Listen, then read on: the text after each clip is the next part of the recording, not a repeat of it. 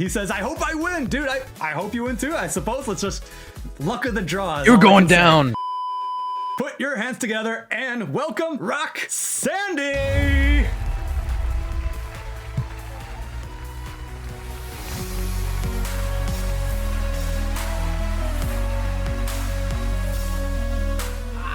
This is the time we're living in, boys. Oh, baby. The content just presents itself right in front of my face. I don't have to do anything. I don't have to search for content. The content searches for me. I am genuinely puzzled. I am flabbergasted. I'm bewildered about how this guy actually got these boxes from.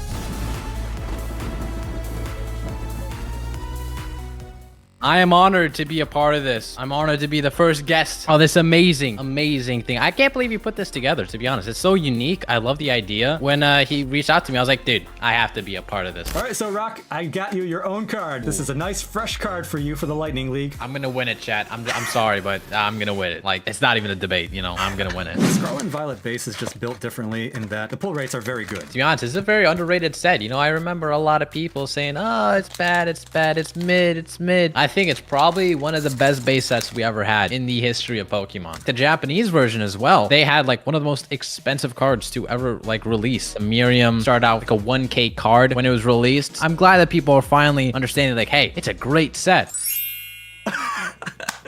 Dude, ROC Sandy. Hey, what's this ROC Sandy? I don't know him. He's using my account. That's not me. Do you grade cards I at guess. all? I think I've only graded cards like 2 times. One with PSA, one with BGS. There's something about getting that one single card that you like, either from eBay or a trading show, and just putting in that binder. Card Prison. #ad.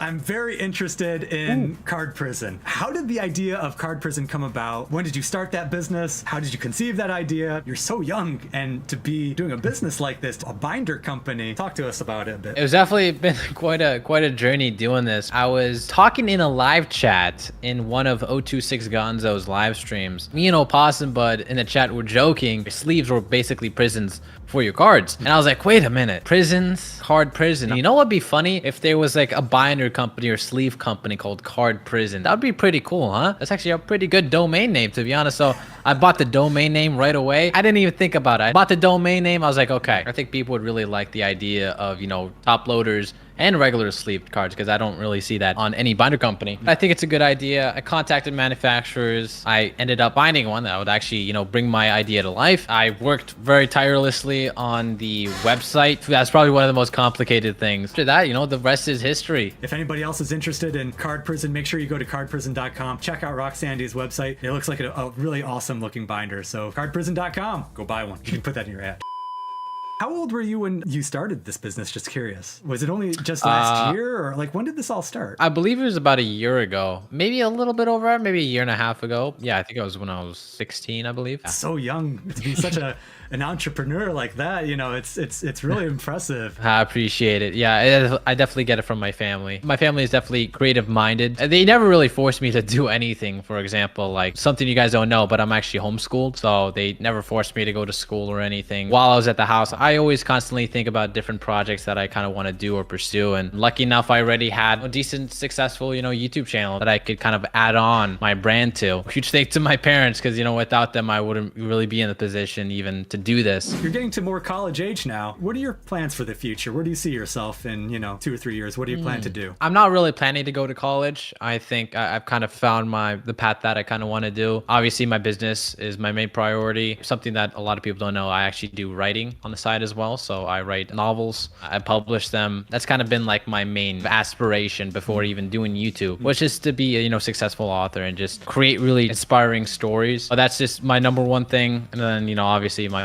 business, as I said, and just my YouTube channel as well. I'm just going to try to pursue those, and obviously working on myself physically as well, because being healthy, working out, being a gym bro, it's also been like kind of like my side hobby, I would say. Getting back to Pokemon from a content creator perspective, do you ever get just burnt out? I will say there are times where I felt burnt out. I kind of learned that, hey, if I'm ever feeling that, I'm just going to take a step back. The main kind of lesson I've learned over the years is just don't take it too seriously. Pokemon is always going to be here. The mental state, it's way more important than Pokemon. So I never want to feel like I'm handcuffed. Why don't we get into some member questions? Midheaven Moon asks, do you talk to people in real life about Pokemon stuff and your YouTube stuff? in general, or do you only talk to the online community about your Pokemon hobby? Ooh, it's a good question. To be honest, like I'm talking about 99% is mostly the online community. Since I don't go to school, I don't really have a lot of, you know, people that I could like instantly talk to. Other than my brother, I mean, he's a little bit involved in Pokemon, but only because I forced him to kind of know these things because I'm part of it. So other than my brother, no, I don't really have too many people that I talk to about Pokemon cards. Mainly it's just the online sphere.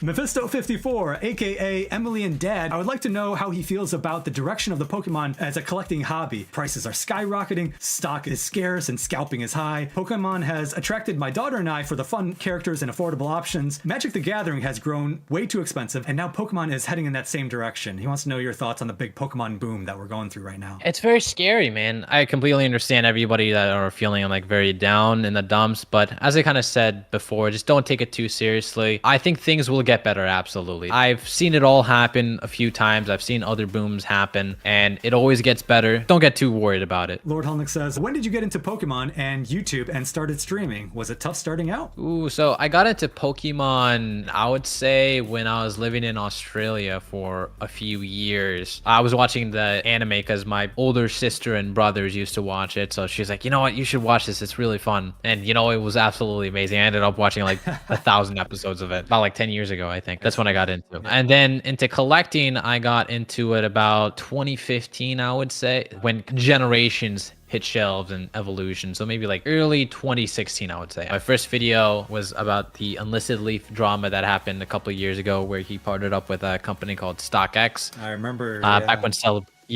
Celebrations was, you know, going crazy. That's when it all started. Dakota asks, why drama content specifically? And what about drama in the Pokemon community makes it different from other gaming and TCG communities? I will say that I kind of shifted gears a little bit from drama to more just news coverage. Whenever I talk about like a particular person, it's usually like once every like 1 month or so. I just always like wanted to talk about the things that are happening in this community. And I definitely feel like I had strong opinions on a lot of different people. I feel like nowadays I kind of like calmed down a little bit after doing so many drama content about different people. What makes it different than, you know, other communities? It's just because Pokemon is just one of my main hobbies. I kind of gravitated towards making drama content in that space. Yeah, now I kind of do mainly commentary. Occasionally, if people act up, drop a little crumb. We're gonna wrap up this and we're just gonna do a lightning round of questions real quick.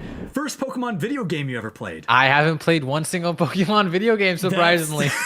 You know what? When I wrote down that question, I was like, I don't know if you actually played one.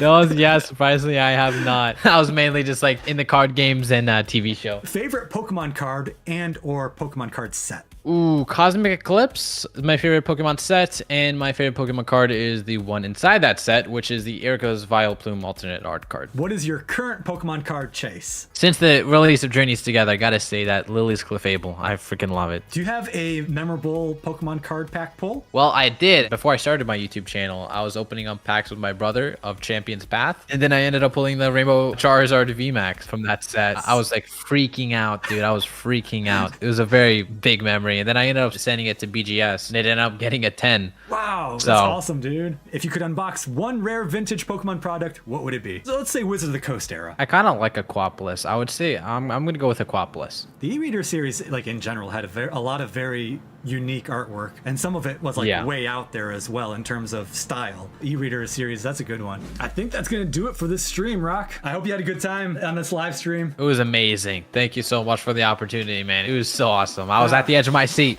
quite literally. Where else can they find you aside from YouTube? You can find me on predominantly Instagram. I do post there quite a bit. You do want to join my Discord. It's on my channel somewhere in every single video. So if you want to go there, make sure you do. Dude, thank you so much for having me on. It was an absolute pleasure. The chat was absolutely amazing as well. Appreciate all the mods. Appreciate everyone who went up against me. We'll have you back. We'll have you back sometime, all right? I am so down. Bye. If you want to catch the full live stream, including the epic boss battle featuring Rock Sandy, click the video on the screen. And don't miss the Lightning Link show every Thursday at 7:30 p.m. Eastern.